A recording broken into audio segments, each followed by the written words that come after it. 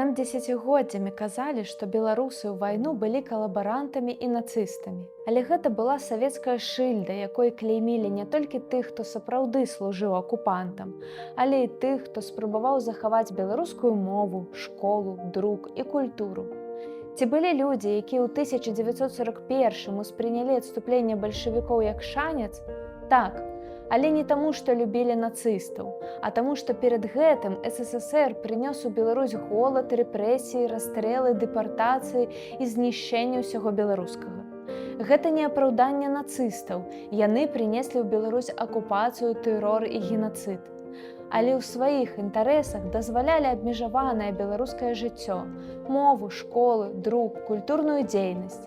І некаторыя спрабавалі выкарыстаць гэтую вузкую шчыліну, каб захаваць сваё.